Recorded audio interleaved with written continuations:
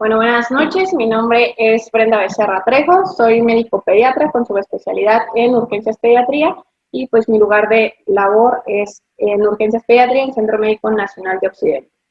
Bueno, vamos a hablar un poquito de las generalidades, lo que son las diferencias de la vía aérea pediátrica a comparación del adulto. Algunas cosas, y como muchos lo han visto o lo han notado, pues realmente las cuestiones o los nuevos protocolos pediátricos, la gran mayoría pues han sido adaptados de los de adultos, pero sin embargo se debe de considerar aquellas cuestiones fisiológicas diferentes o muy particulares que posee el paciente pediátrico. No es lo mismo el decir son adultos en chiquito, que es más sencillo, es más fácil, no es cierto. También a nosotros en algunas ocasiones nos cuesta trabajo estos pacientes. ¿Por qué la importancia del paciente pediátrico en esta cuestión? Porque hemos visto que la gran mayoría no se toman esas precauciones. Llega el niño estornuda, tose, él no se va a poner el brazo ni el codo para no liberar sus aerosoles. ¿Y qué es lo que llega a ocurrir? Que nosotros como trabajadores de la salud llegamos e inhalamos directamente el coronavirus, y esto llegó a verse la principal importancia, que los prestadores de los servicios de la salud habían presentado un incremento en la infectocontagiosidad. El 43% de los pacientes que se habían reportado en Canadá eran trabajadores de la salud. Y estos habían sido porque no se había catalogado correctamente al paciente como sospechoso, y que aparte de eso no se había hecho una protección correcta del personal de salud. Entonces, esto es la importancia del por qué el paciente pediátrico tiene tanta importancia en cuestión a nosotros cuando estamos laborando. Aparte de esto, volvemos a repetir un poquito que el paciente pediátrico tiene múltiples manifestaciones. Puede ir desde una dificultad respiratoria leve, presentarse como un cuadro de sibilancias, que lamentablemente estamos entrando ya en un periodo de otoño-invierno en el que el control del asmático puede disminuir o presentar exacerbaciones. Los pacientes displásicos pueden tener recaídas o predominar las infecciones de tipo viral, por lo cual nos va a ser un poquito difícil el poder identificarlo oportunamente sin alarmarnos de que sea tentativamente un probable COVID. Aparte, tenemos que reconocer que como todos decimos, no me gustan los pediátricos, nos bloqueamos, no conocemos directamente los signos vitales en la etapa pediátrica. ¿Qué es esto? ¿Por qué radica? No es lo mismo que respire un paciente, un neonato o un lactante menor de 6 meses 60 veces por minuto, a que respire 60 veces por minuto un paciente de 10 años de edad. Es importante también que conozcamos los signos vitales mínimos, los respiratorios, la frecuencia cardíaca y las tensiones arteriales de acuerdo a los grupos de edad. Identificar oportunamente también los datos de dificultad respiratoria y saber que COVID no solamente es pulmón, también tiene manifestaciones sistémicas, tanto gastrointestinales, que puede ir desde vómitos frecuentes, puede ir como diarrea o signos de deshidratación, rechazo a la alimentación, que es uno de los datos importantes y los principales motivos de consulta en la etapa pediátrica, y también puede haber manifestaciones neurológicas, como puede ir como confusión o letargia, que ustedes lo vean o lo refieran como motivo de consulta, que el niño está más adormilado. Entonces, es importante que no nos englobemos o que solamente nos limitemos a la cuestión respiratoria. Y recordemos que también, como nosotros le decimos a nuestros médicos en formación, que el paciente es un todo, no es un locker en el que solamente pulmón es importante, el corazón, el riñón o el hígado, sino que es una totalidad de manifestaciones que se van a dar de acuerdo a las condiciones clínicas de nuestros pacientes. ¿Por qué también es importante que nosotros sepamos cuáles son las características del paciente pediátrico? Es un paciente difícil de controlar, que como vemos ahorita, los niños se desplazan fácilmente en las salas de consulta, están platicando con demás niños, y si traen algún juguete lo comparten, o están de amigo, hasta se acercan a los adultos a hacer un poquito de amistad o relación, y eso puede hacer que fácilmente, si él es portador asintomático, y nosotros no tenemos las precauciones debidas, pues se coinfecte directamente por estos pequeños. Tiene dificultad también para mantener la mascarilla directamente en la boca, se la retira fácilmente, no cubre correctamente la nariz ni la boca, o lo utilizan, y lo hemos visto no solamente en pediátricos, sino en adultos, que se utiliza como barbilla, se utiliza a veces como para tapar los ojos o directamente no lo quitamos y no guardamos o lo tenemos correctamente colocado. Existe mayor frecuencia de que los pacientes sean asintomáticos y tengan manifestaciones gastrointestinales que pulmonares, como lo estamos repitiendo y mencionando previamente, y existe una mayor transmisión antes del inicio de los síntomas. Probablemente en el día 7 mi paciente no tiene ni fiebre ni dificultad para respirar y sin embargo sigue manifestando la réplica del virus y está contagiando a toda la persona que se encuentre en su entorno inmediato. Y otra de las principales cuestiones que nos encontramos, los padres no se hacen responsables de sus niños. ¿Qué es esto? No los traen con el alcohol gel, no les dicen que se laven las manos, no se protegen correctamente y eso hace que el niño se desplace más fácilmente y contagie también los lugares en los que se encuentren estos menores. Otra de las características que vamos a encontrar y de acuerdo a las etapas en las que se encuentre es que el paciente pediátrico tiene un occipucio prominente. Como podemos ver en la imagen, entre más pequeño es la cabeza, predomina más que el diámetro anteroposterior del tórax. Esto lo hace que fácilmente se obstruya la vía aérea si nosotros no lo colocamos correctamente. Tenemos que posicionarlo y todos han visto que cuando han intubado, o lo vamos a ver un poquito más adelante, un pequeño rocier puede hacer que la vía aérea se abra, podamos aspirar las secreciones y esa simple maniobra realice que el paciente pueda respirar mejor y si nos habíamos alarmado previamente de una dificultad respiratoria o una taquipnea, mejore simplemente con esta posición. Aparte tenemos que es un paciente que está en crecimiento de toda esta vía aérea. Tenemos que las fosas nasales son más pequeñas que las del adulto. Encontramos también que sus tejidos son más laxos, son más fácilmente colapsables y también fácilmente se dematizan y pueden sangrar. Existe también que con el crecimiento cefalocaudal de estos pacientes descienda la vía aérea como tal. Lo vamos a ver un poquito en las imágenes posteriores, que al inicio de recién nacido, la vía aérea casi se encuentra a nivel de C1, C2, y cuando crecemos ya se encuentra en su posición final a nivel de C4 y en algunos hasta C5, que eso hace que permita un poquito más disminuir la resistencia y la turbulencia que va a generar el aire a la entrada hacia la vía aérea inferior. Fisiológicamente también existe una hipertrofia adenoidea y amigdalina que con las secreciones y con no tener una correcta posición de estos pacientes, más fácilmente colapsa mi vía aérea y no puede respirar con tanta facilidad como los adultos. Y ustedes dirán, ay, pues no entiendo un poquito lo que me está hablando o qué es lo que está diciendo la doctora. Nosotros para poder intubar tenemos que alinear tres ejes fundamentales, que es el oral, el traqueal y el faríngeo. Esto va a permitirme que a la hora que yo lo posicione pueda tener más acceso fácilmente el aire hacia la entrada, hacia el pulmón. Lo podemos ver aquí en una resonancia magnética en la cual el paciente no está colocado correctamente. Vemos que el diámetro anteroposterior de la vía aérea está disminuido, la lengua colapsó hacia la parte posterior y eso hace que me haga una parcial obstrucción.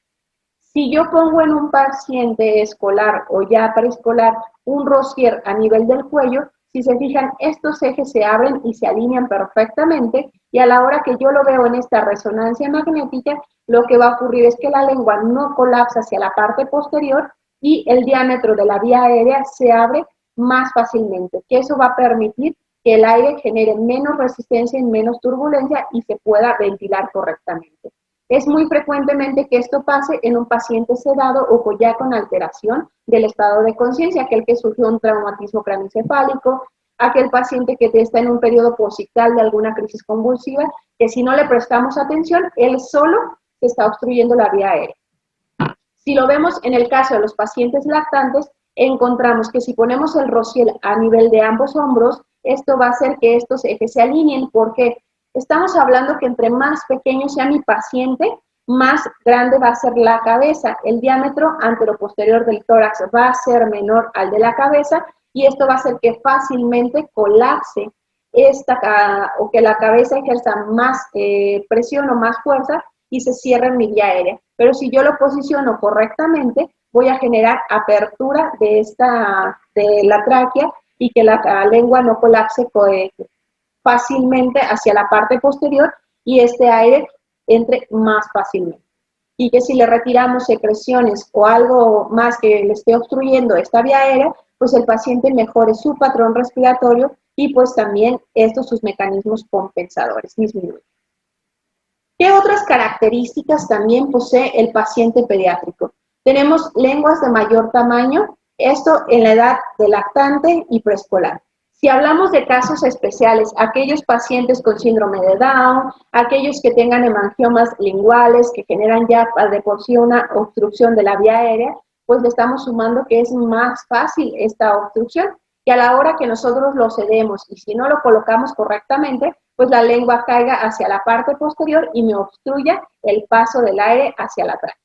Otra de las cuestiones que nosotros también tenemos, y ya vimos, el diámetro de las fosas nasales disminuye casi en un 50% a comparación del adulto, la boca es más pequeña y la apertura oral también.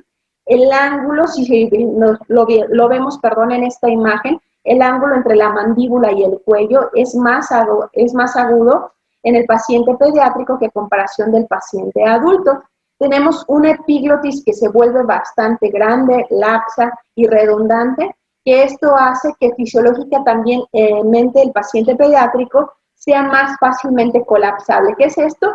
Que si nosotros utilizamos o tenemos esta epiglotis laxa y utilizamos beta-2 agonistas, lo que va a hacer ahí es que la laringe se vuelva un poquito junto con la epiglotis, más fácilmente no tenga su tono o pierda se puede decir un poquito su dureza, y esté obstruyendo parcialmente la vía aérea, que muchos o parte de los motivos que nosotros recibimos para valoración son el estridor. Ese estridor, la traducción que tiene es que ese epiglotis tapa o obstruye parcialmente la entrada de la vía aérea. También nos encontramos que la vía aérea pues sigue en crecimiento y en desarrollo, y eso hace que el descenso o las estructuras superficiales de la vía aérea las encontremos casi inmediatamente a nivel de C1 y C2. Otra de las cuestiones, si vemos en estas pequeñas imágenes descriptivas, los cartílagos aritenoepiglóticos, que son esta partecita que se encuentra en la imagen, son bastante regordetes y pueden hacer que se dematicen, y a cualquier proceso infeccioso, hablando de Krupp o pacientes con epiglotitis, se inflame y disminuya el calibre de esta vía aérea como tal. Esta imagen es para ver nosotros cómo va el crecimiento de la vía aérea conforme también el paciente crece longitudinalmente. Esta es una imagen de un paciente lactante en el cual encontramos la laringe y parte de la vía aérea superior, la epiglotis, a nivel de C2 y C3. La imagen que se encuentra hacia el lado izquierdo es de un paciente ya adolescente en el cual la vía aérea se encuentra a nivel de C4 y C5. Si se fijan, pues realmente va descendiendo conforme también crece longitudinalmente. Esta otra imagen descriptiva podemos encontrar pretérminos, puede estar a nivel de C2 o C3, pacientes de términos a nivel de C3 o C4 y ya los adultos a este nivel. Lo que va a hacer que también sea la forma, que lo vamos a ver un poquito más adelante, el tipo de hoja y tamaño que vamos a utilizar de acuerdo a la edad pediátrica. Otra de las diferencias bastante importantes en el paciente pediátrico es que sus quimiorreceptores están apenas en desarrollo.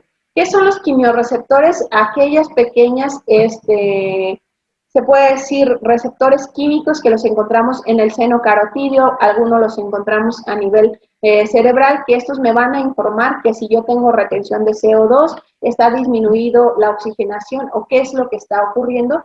Son bastante inmaduros.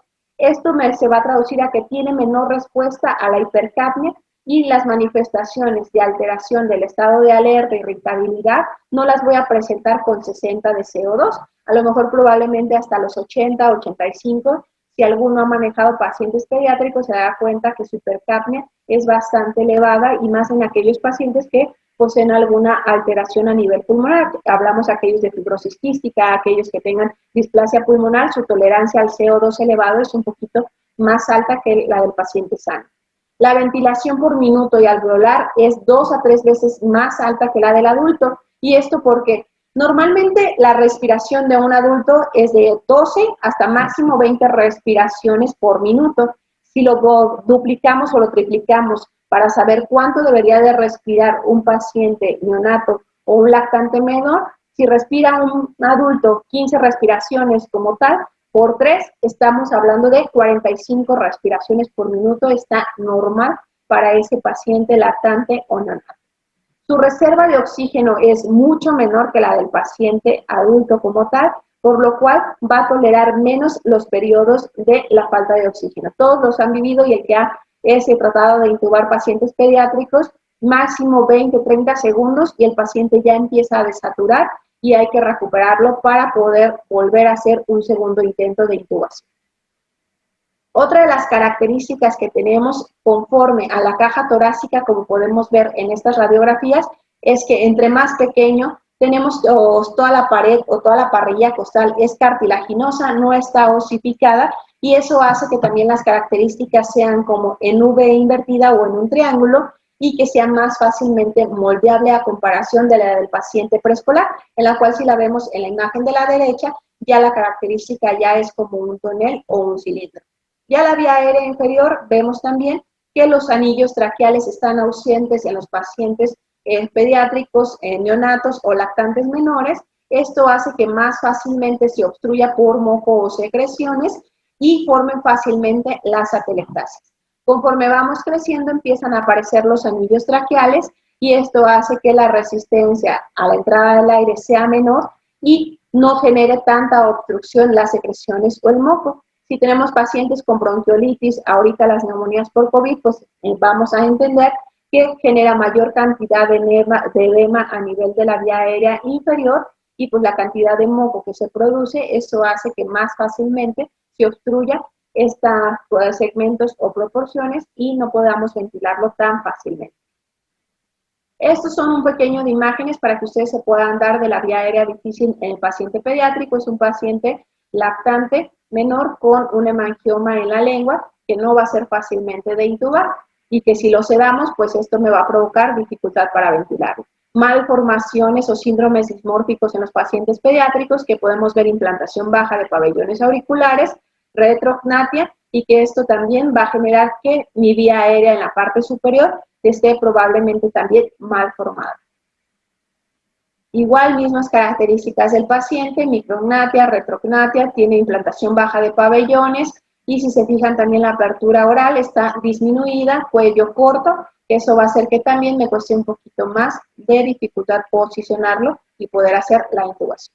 Y pues ya traumatismos que podemos tener, caídas de los niños, esos fines de semana con los brincolines, que andan en la bicicleta o con los mismos papás en las motos que no utilizan cascos, pues son esas vías aéreas que a lo mejor no por la anatomía, sino por la malformación que ya se puede dar por el edema, el traumatismo y el sangrado que puede haber a nivel posterior que me puede obstruir mi vía aérea. Y aquí la importancia, niños menores de 2 años no se utiliza cubrebocas. Acuérdense y estamos hablando que mis quimiorreceptores no están maduros, tienen menos intolerancia al oxígeno, tienen mayor retención de CO2 y los mecanismos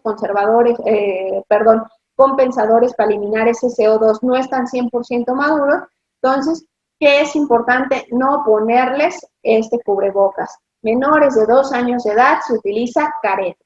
Si ya tiene más de 2 años de edad, ya sus mecanismos ya están maduros y ahora sí puede utilizar cubrebocas. Esto es importante considerarlo. ¿Por qué? Porque en muchas de las ocasiones hay quienes han publicado, quien sigue redes sociales o lo ve, que que hay muchos cubrebocas muy bonitos para bebés y eso, pero el que sepa y haya visto, tomado este curso o algo, se dará cuenta que estamos en un error. Si no, acuérdense que los niños se pueden intoxicar más fácilmente por el CO2 y presentar manifestaciones, que la primera manifestación por el CO2 va a ser irritabilidad.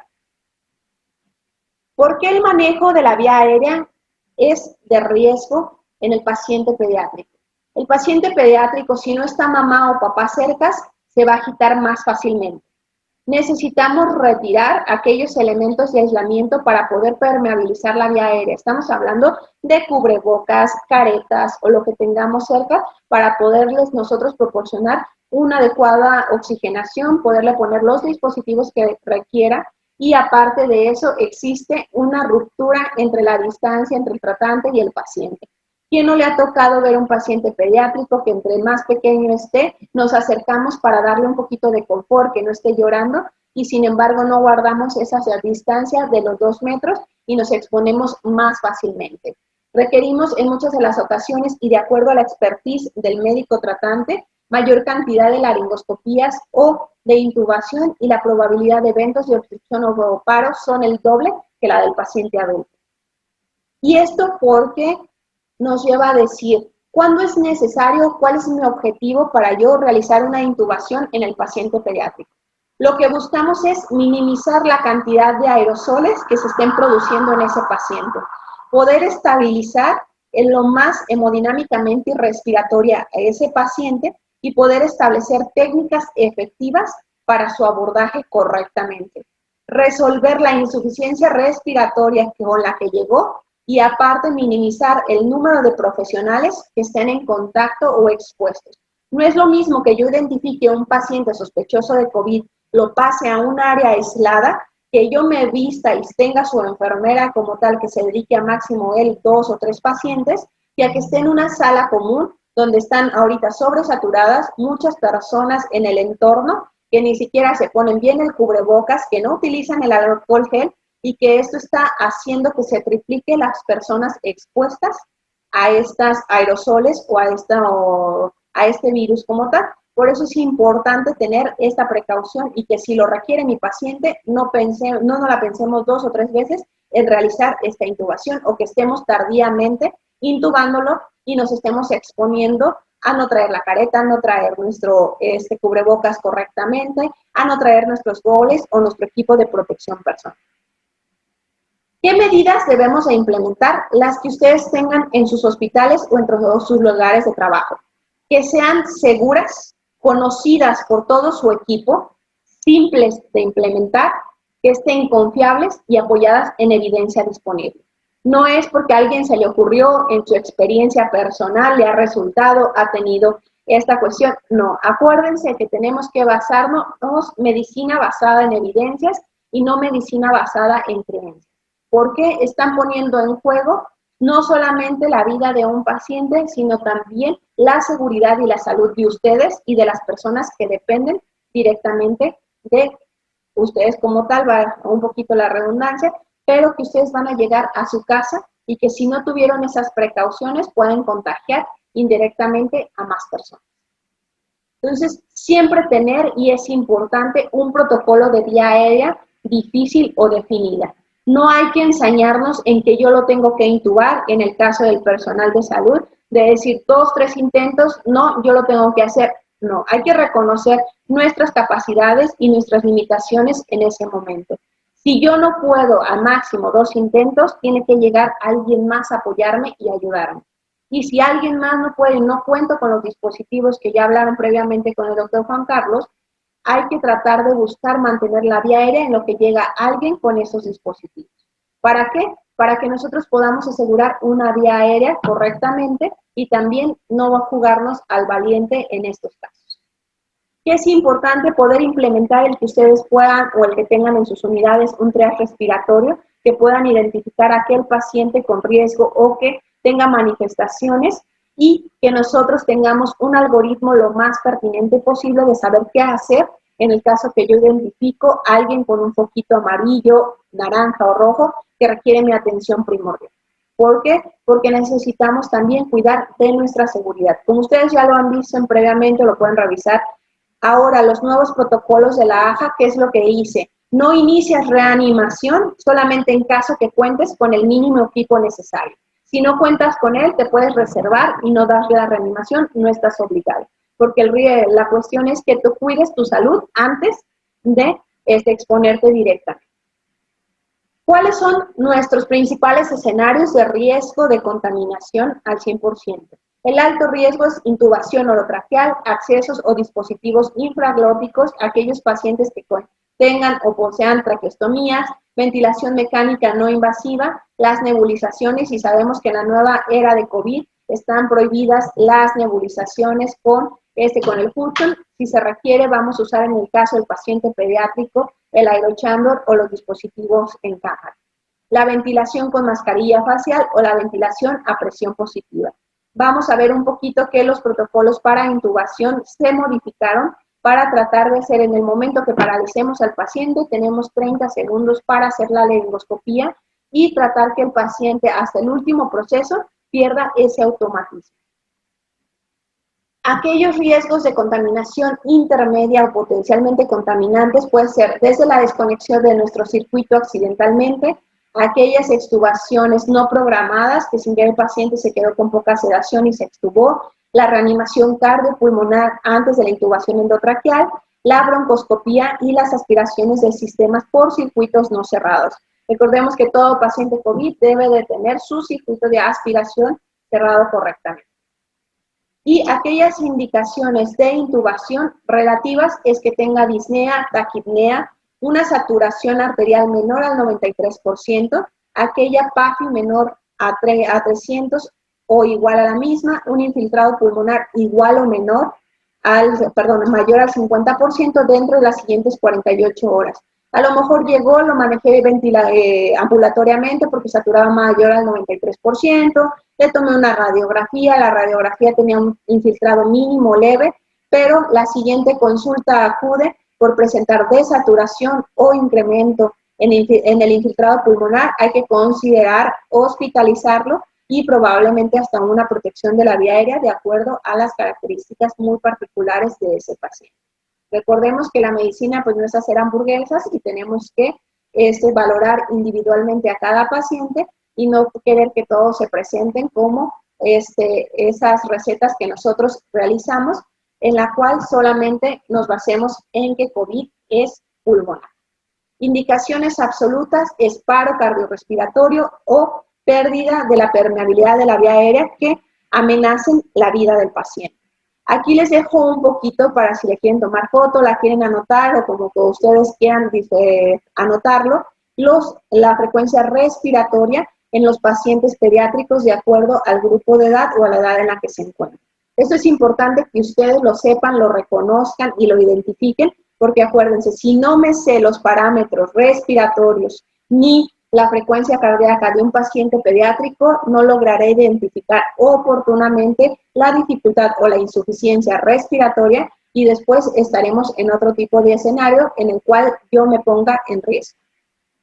¿Qué es otra de las cuestiones importantes? Siempre que lleguen a su guardia o en la que ustedes se encuentren, dividir quién se va a encargar o cuál va a ser su actividad a realizar. ¿Por qué solamente tiene que entrar al proceso de intubación el personal necesario? Los más experimentados e incluir aquellos más vulnerables, con roles bien definidos.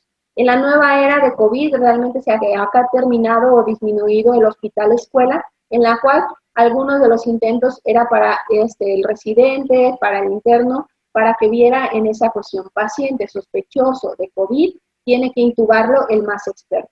Y también pues no vamos a mandar al fusil o al paredón, pues aquellos compañeros o alguien que se encuentre que sea personal de riesgo, entonces sí hay que considerarlo o de acuerdo a cómo esté el rol asignado directamente en su área laboral. Siempre tiene que existir alguien que sea el asistente de la vía aérea, el que va a ser el operador, el que va a hacer la laringoscopía y todo el proceso de la intubación, aquel enfermero que nos va a administrar los medicamentos y en el caso el líder se puede considerar fuera de la sala o dentro inmediatamente, porque se supone que el líder es el más experimentado y el que puede entrar a hacer la intubación en caso de que el primer operador no lo haya hecho correctamente o que no haya logrado aseguramiento de la vía aérea. Y por fuera tiene que estar aquel que requiera o que tenga los dispositivos avanzados. ¿Cuáles estamos hablando? Broncoscopías, videolaringoscopios o nuestro equipo de reanimación en el caso de que el paciente evolucione a una parada cardiorrespiratoria. Los pasos de la intubación, recordemos, antes de meternos a querer intubar a un paciente, si no es una emergencia como tal, tenemos que tener todo nuestro equipo lo más disponible posible, pintándonos hasta el peor escenario. Preparar el equipo, tener tomas de oxígeno disponibles, tener también nuestro equipo, si un tubo ya no cuento con él, todas las medidas, recordemos que siempre tiene que ser un tubo, el ideal, uno abajo y uno arriba, el pretratamiento, medicamentos que vamos a utilizar. Como recordamos y ya lo mencionamos al inicio de esta plática de pediatría, la protección y el posicionamiento de mi paciente es esencial e importante en más de un 50% para yo tener acceso a mi vía aérea. La parálisis y la inducción y los procedimientos de intubación y post-intubación. ¿Vale? ¿Qué es nuestro equipo de protección? Necesitamos guantes, nuestra careta, nuestro jumper o nuestro equipo de protección, nuestras botas, gafas y cubrebocas. Y acuérdense que yo siempre les he dicho, y casi siempre los que han tomado cualquier parte del curso, la careta llegó para quedarse. Ya no es la novedad, ya no es porque sea algo especial, no quiero tener contacto. Acuérdense que es proteger su salud y tratar de nosotros limitar o poner una barrera contra los aerosoles. Nuestro equipo de intubación, aunque no sea la prioridad, tenemos que tener un dispositivo para ventilación a presión positiva. El ideal para la edad a la que voy a intubar, existen 3 tamaños, el más pequeño es el neonatal, el pediátrico y el de adulto. Entonces, esto lo podemos considerar menores de 30 o 6 meses, todavía a veces se utiliza el neonatal, el pediátrico lo vamos a utilizar ya a partir de los 6 meses hasta casi los 6 años, y ya 6 años para arriba utilizamos ya el grande, que es el de adultos. Recordemos que tenemos que utilizar ya ahorita, y es uno de los paradigmas que nos tenemos ya que retirar. Antes se decía que las cánulas orotraqueales, las que se tenía que intubar el paciente pediátrico, tenían que ser sin globo. Los nuevos estudios dicen que podemos utilizar tubos con globo como tal. ¿Qué es esto? El más pequeño existente en el mercado es el 3.5 con globo. Esto me asegura, y recordemos que debemos de tratar que exista un sellado más hermético de nuestra vía aérea, disminuir las fugas de aire y que esto también la producción de aerosoles hacia el medio ambiente. ¿Cómo puedo yo saber o decir, es que no, alguien me dijo, en mi enseñanza previa me decían que el pediátrico no debía utilizar globo, que porque se le necrosaba la vía aérea, tenía muchas complicaciones? Los nuevos estudios lo recomiendan. ¿Por qué? No es lo mismo, o parte de esos estudios comentaban que la vía aérea era completamente cónica, iba a llegar el tubo y se iba a quedar ahí impactado, y eso iba a hacer que no tuviera tantas complicaciones. Pero ¿qué pasa con la vía aérea? Nuestra vía aérea no es circular, sino que es elíptica. ¿Qué es lo que va a tratar de proporcionar el globo? Es que toda esa presión se genere de manera simétrica en toda la vía aérea y no solamente esté en 2 partes, en la pared anterior y en la pared posterior. Y eso va a hacer que disminuya el riesgo de complicaciones que se pueda ver a largo plazo cuando nosotros extubemos al paciente. Pero ¿qué es lo que nosotros tenemos que considerar también? Que se tiene que estar inflando y desinflando este globo. No lo voy a desinflar totalmente, sino lo que yo voy a estar realizando es que, de acuerdo a la cánula, esa es la cantidad de aire que yo voy a someter o con la que lo voy a inflar. Si yo lo inflé previamente con 10 centímetros de agua, la siguiente vez que yo lo voy a desinflar, parcialmente lo voy a bajar a lo mejor a 3/4 partes. Estamos hablando, lo voy a desinflar a 6 centímetros de agua o de aire. ¿Para qué? Para que le permita un poquito poder regresar la circulación a ese tejido, no se inflame, no se hematice y no me genere también riesgo de sangrado a largo plazo. ¿Qué tengo que elegir también? Que mi laringo esté funcional. Recordemos también las hojas que ya mencionaron, la posición en la que se encuentra la curva, la recta. Menores de 2 años siempre vamos a utilizar la recta. Si hablamos de mayores de 2 años de edad, podemos utilizar la curva. Tenemos que utilizar, y si contamos con este dispositivo, el videolaringoscopio, siempre en nuestra caja para disminuir la exposición a los aerosoles. ¿Y esto para qué? Para que nosotros podamos no estar en contacto directo con las secreciones y hacer una laringoscopía correcta.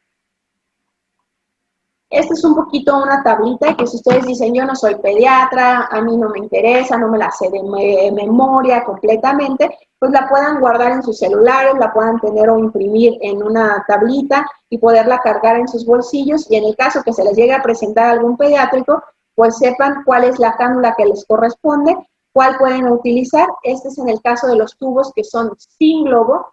Con el globo hay que restarle siempre a la cánula ideal medio número. Ese medio número se le va a restar por el globito que va a abarcar ese espacio a la hora de introducirlo hacia la práctica. Este es más o menos para que ustedes se den una idea cuántos centímetros lo puedo fijar el tubo completamente y lograr que no esté asimétricamente ventilado o el riesgo de atelectasia. Recordemos que siempre hay que corroborarlo con nuestro estetoscopio para ver que la posición del tubo sea la correcta y no esté abocado o pegando directamente en la carina. Tener siempre, y esto es importante, que tengamos un checklist de intubación. Esto me va a ayudar a que yo disminuya el riesgo de laringoscopías, de exposición y liberación de aerosoles. Una evaluación y poder pintar que mi paciente, si tiene una vía aérea difícil, sí o no. ¿Qué es esto y por qué es importante que nosotros lo aprendamos? Menores de 2 años de edad es una vía aérea difícil por naturaleza. Por todo lo que platicamos previamente, no existen escalas o formas de nosotros poder valorar si es una vía aérea difícil o no en estas etapas. Aparte de esto, ya vimos que tiene menor reserva de oxígeno, es menos sensible a la hipercapnia como tal, entonces puede hacer que este paciente se me complique a la hora de yo realizar esta intubación. Siempre tratar de tener una monitorización completamente de la frecuencia cardíaca, la oximetría y si cuento con monitorización de CO2 como tal, ver que mi equipo y mi insumo esté completo, porque a quién no le ha pasado que están intubando, el laringo ya no prende, ya no tengo otra cánula, la sedación no fue efectiva y tengo que estar pidiendo más. Son escenarios reales que todos vivimos en los lugares donde trabajamos. Que tengamos las dosis ideales para nuestro paciente, que no sean subóptimas y tener dosis, más de una dosis que se requiera en ese momento. Estar preparados nuestros roles y que mi paciente esté optimizado. Si tiene dispositivos, si tiene dentadura, tiene dientes que fácilmente yo con una laringoscopía me lo puedo llevar y obstruir la vía aérea, pues es importante tenerlo en cuenta. Y siempre, siempre es importante tener un plan A, un plan B y un plan C. No tenemos que jugarnos a ser el héroe, sino ser realistas y disminuir un poquito el riesgo de complicaciones. Esto es un poquito recordando lo que ya platicaron con el doctor Juan Carlos. Este es el tamaño de la hoja de laringoscopio que podemos utilizar. Si se fijan, menores de 2 años de edad solamente se utiliza la recta. La recta me va a permitir abatir completamente la lengua, se posiciona sobre la epiglotis y voy a visualizar la vía aérea en todo su esplendor. Si yo utilizo la curva no va a llegar directamente, se va a posicionar sobre la base y lo que va a hacer que si hablamos que es una epiglotis muy larga y redundante, me va a obstruir la vía aérea y no voy a visualizarla como tal. Entonces, estas son las hojas que podemos utilizar de acuerdo a la edad de nuestros pacientes. ¿Qué escalas son válidas o que podemos utilizar de acuerdo a la edad pediátrica? Tenemos Mallampati. Mallampati es solamente la apertura oral de estos pacientes. ¿Cuál es la condición? Que coopere. Si no coopera mi paciente, no voy a poder hacer una evaluación correcta. ¿Cuándo es válida y cuándo la puedo realizar? A partir de los 4 años de edad. Que el paciente ya le pueda decir, abre la boca, saca la lengua y ver realmente en qué clasificación se encuentra. Tiene una sensibilidad del 60% y una especificidad del 70%. ¿Qué otra tengo? Este es CORMAC. CORMAC es solamente realizando la laringoscopía, pero no creo que todos queramos realizar una laringoscopía previa a realizar la intubación, entonces por lo cual esta es post-intubación para darnos un panorama de cuál es el grado de dificultad que vamos a tener en esta vía aérea.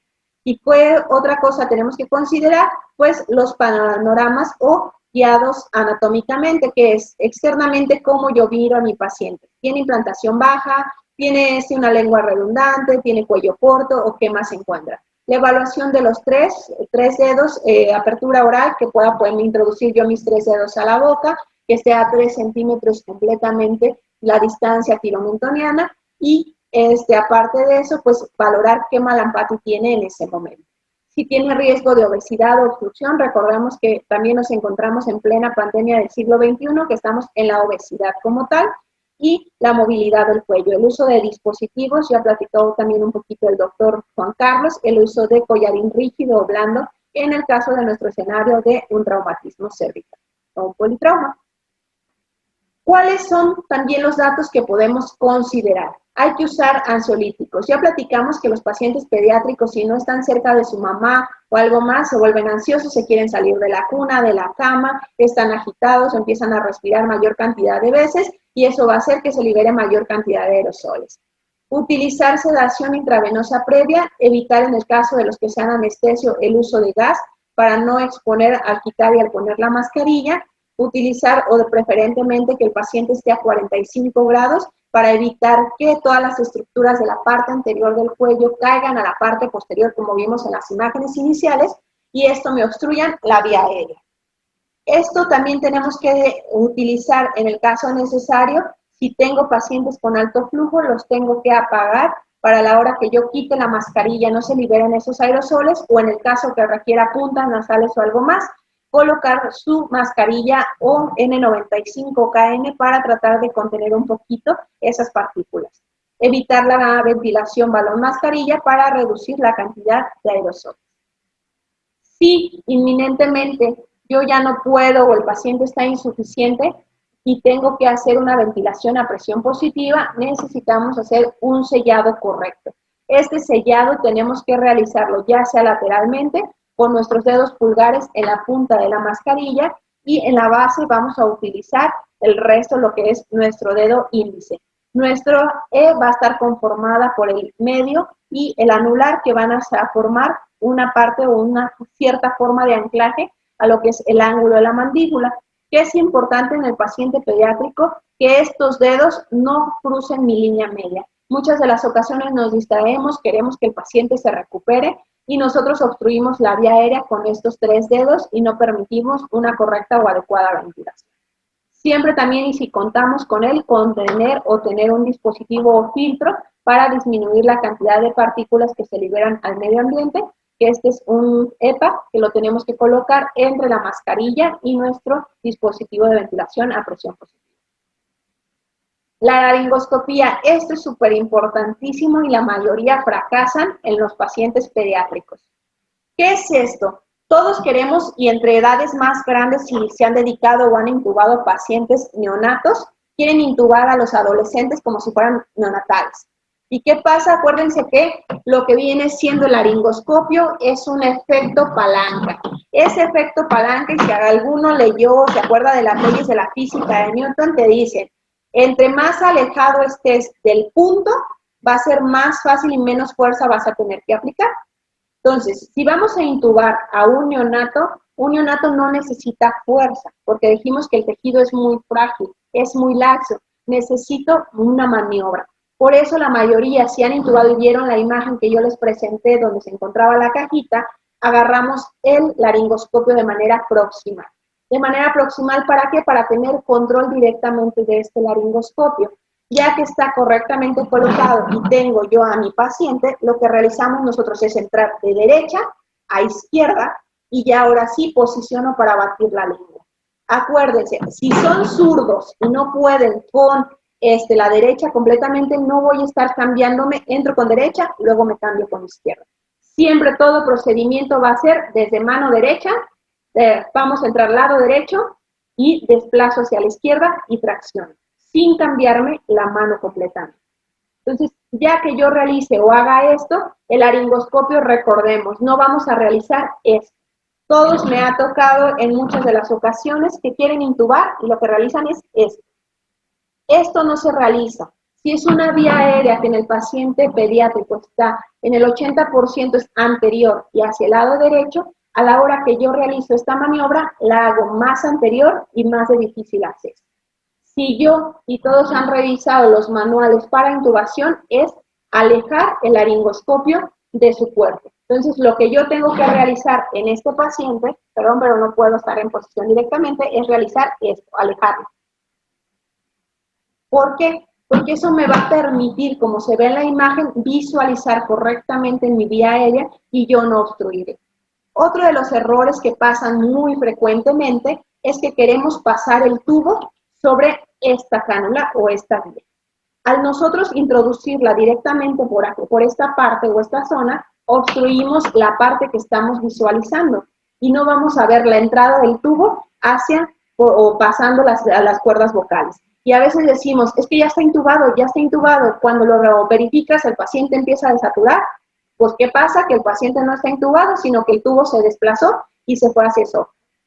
Entonces, ¿qué es importante? Nosotros vamos a visualizar en la laringoscopía, si es un paciente ya adulto y está definido, vamos a ver nuestras cuerdas vocales que van a estar nacaradas, vamos a encontrar la epiglotis, los cartílagos aritenoepiglóticos y por esta zona vamos a introducir nuestro tubo.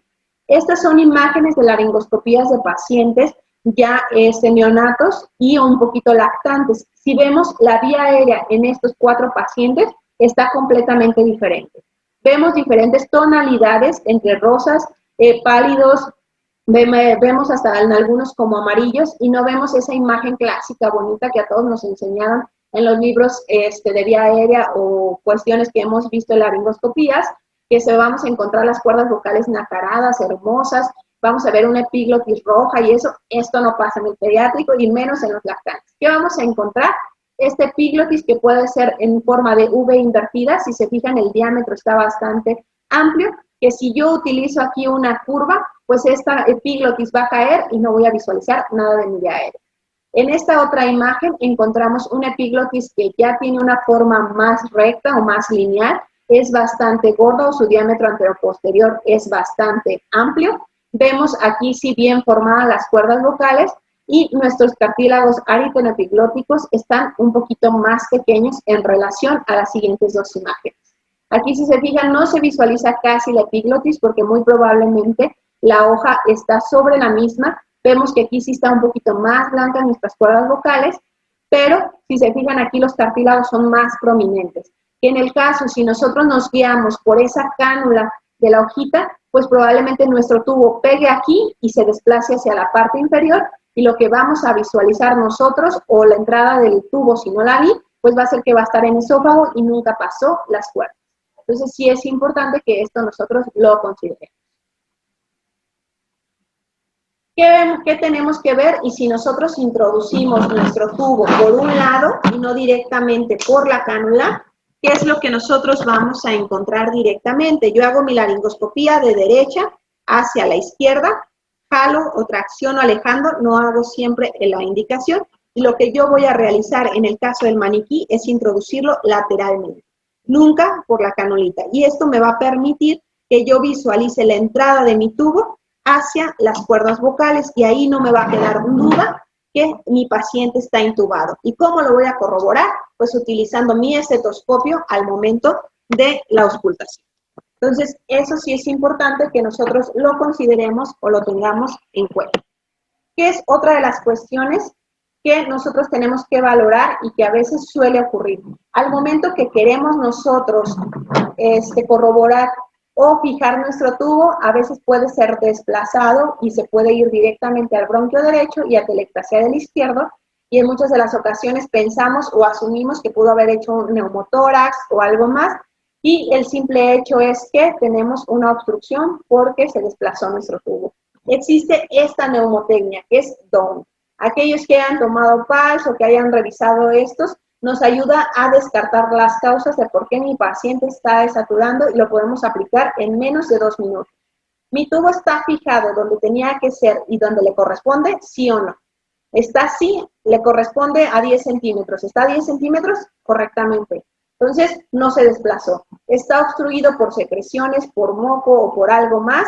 ¿Sí o no? ¿Esto cómo me voy a dar cuenta? Tratando de aspirar o a la hora que nosotros tratamos de ventilarlo o lo conectamos al ventilador que dice, ve alarma, presión, y luego les deja en paz esa alarma, presión y el paciente empieza a desaturar.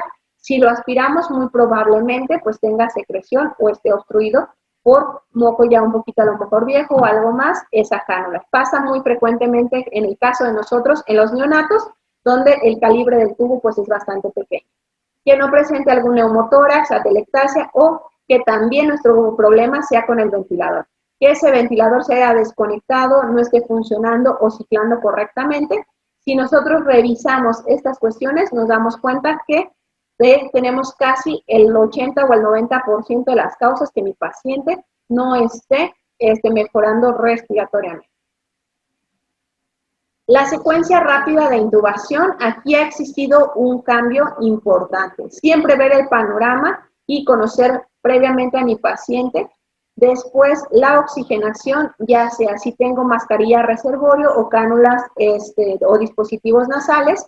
Aquí la preparación o la premedicación se puede utilizar lidocaína, se puede utilizar midazolam. Ahora las nuevas recomendaciones por los equipos de anestesio son, y en las revistas de ellos, es midazolam. Midazolam es una benzodiazepina muy noble, ansiolítica como tal, que Si nosotros lo utilizamos a dosis bajas, que estamos hablando de 0.05 microgramos a 0.1 por kilo de peso, no pierde el automatismo respiratorio y se calma este paciente para nosotros continuar con la secuencia de intubación.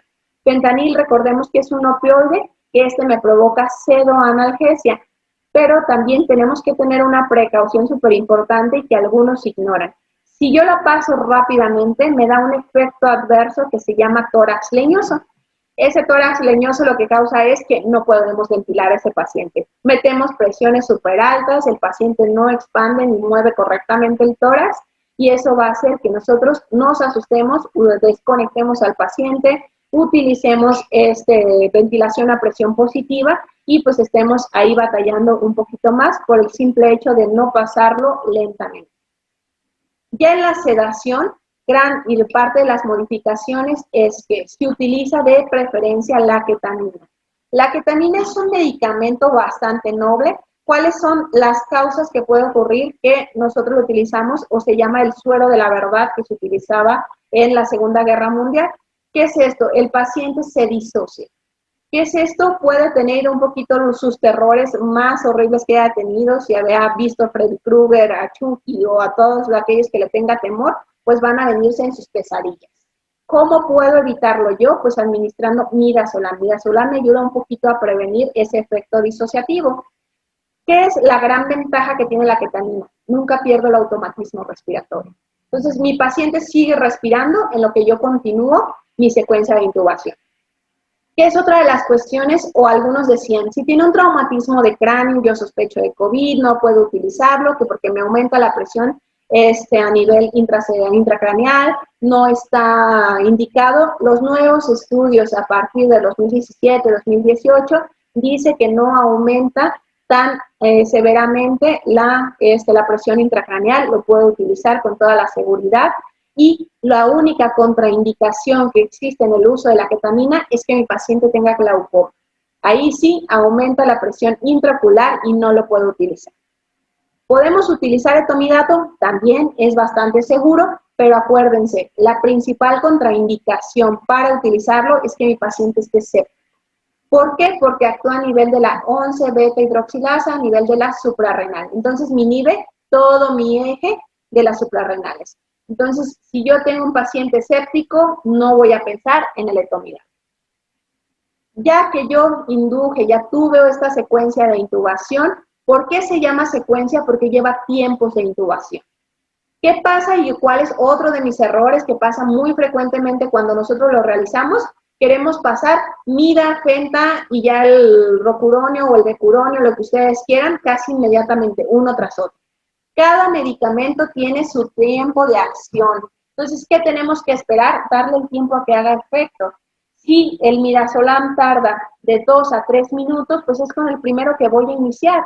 Y mi secuencia va a iniciar a los 0 minutos o a lo mejor a los 2. Yo ya lo estoy con su oxígeno, en mascarilla, lo que ustedes quieran. Empiezo a administrar midazolam, pasa un minuto, empiezo a administrar ketamina, empieza a hacer el efecto y ya cuando yo llegue a paralizar a mi paciente, ya está en su máximo esplendor el midazolam y la ketamina, o en el caso del etomidato. Y esto va a hacer que más fácilmente yo disminuya la cantidad de laringoscopías y que éstas sean exitosas. ¿Por qué? Porque yo ya cuando paralizo a mi paciente, recuerden que él no va a meter ninguna respiración. Y si no aseguro mi vía aérea correctamente, pues tengo que tener también mi antídoto para poderlo revertir y que él recupere ese automatismo, porque si no tengo todo mi equipo listo, pues el que va a estar batallando y exponiéndose al aerosol, pues va a ser directamente el primer manipulador de la vía aérea y subsecuentemente quienes se encuentren en la sala de intubación. Ya que yo realice mi intubación, lo fijo correctamente, está corroborado, tenemos que comprobar dónde está esa posición, ya sea por auscultación, mi saturación de oxígeno o si tengo mi capnógrafo o el marcador que me diga si no está exhalando CO2. Recordemos que también puede haber falsos negativos en el que yo diga, sí está intubado y que puede ser que yo diga, es que el CO2 sí me lo está detectando y está correctamente. Si mi paciente consumió bebidas carbonatadas, va a exhalar CO2, entonces puede estar en estómago y darme un falso positivo que sí lo tenga en la vía aérea. Si yo ya hice 2 intentos de laringoscopía, máximo 3, ya vino mi experto y no lo logré, podemos utilizar dispositivos supraglóticos. Existen estos 2 tipos que son de segunda generación, que son las iGel o las inflables. Estos aquí en esta tablita les puedo, o pueden ustedes igual tomarle foto, tenerla donde ustedes quieran, en que el tamaño va a coincidir de acuerdo a los kilogramos de peso a mi paciente y ya el volumen con el que yo lo voy a inflar. ¿Cuáles son las diferencias entre una y otra? Es que esta no tiene un dispositivo de inflado. Entre más pequeña, carece de una canulita para nosotros poder aspirar las secreciones y existe un sellado hermético casi en el 80 al 90%. ¿Cuánto tiempo las puedo utilizar? Con toda seguridad, máximo 6 horas. Tengo desde el tiempo que yo la coloqué y la puse, 6 horas para ya hacerle a lo mejor alguna vía aérea quirúrgica, si requiero que venga el más experto, si no cuento o algo para con neumólogo hacerle una broncoscopía o una videolaringoscopía, si en mi unidad cuento con este tipo de dispositivos o alguien que tenga con mayor experiencia para realizar esta intubación. ¿Cuáles son los riesgos que tengo? Pues no se hace un sellado, como ya lo comentamos, del 100%, se tiene mayor capacidad de liberar aerosoles y aparte de esto el riesgo de necrosis y edema de la vía aérea pues es inminente.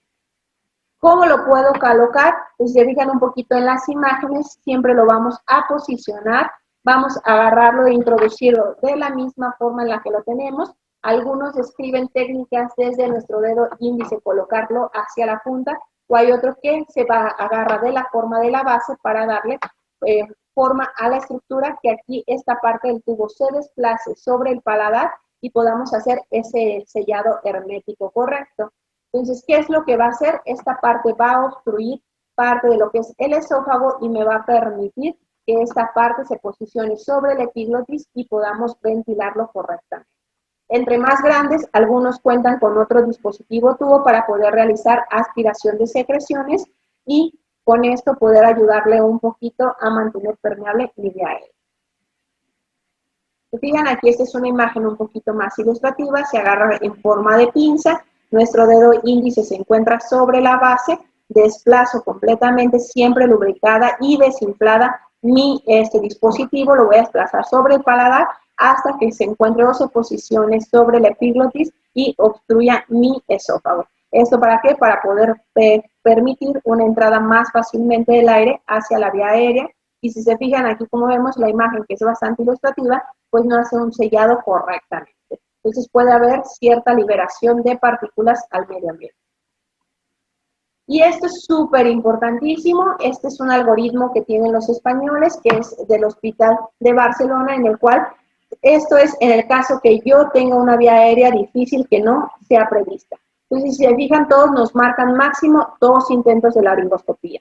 Siempre y cuando yo haya posicionado correctamente a mi paciente, mi ventilación haya sido correcta y mi nivel anestésico también sea adecuado. Ya hice estos 2 intentos, pues o pido ayuda o solicito mi carro de vía aérea difícil.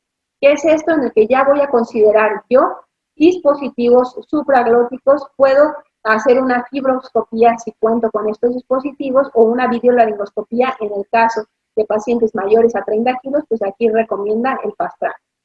Hay que reinterpretar solo, ya sea el anestesiólogo, recordemos que se considera que es un experto. ¿Por qué? Porque la cantidad de laringoscopías que ellos realizan en muchas de las ocasiones pueden ser mayor que los que se encuentran en áreas no críticas, como es en el caso de urgencias, que también intubamos casi siempre 1 o 2 pacientes por cada guardia. Entonces sí es importante que nosotros conozcamos correctamente en vía aérea.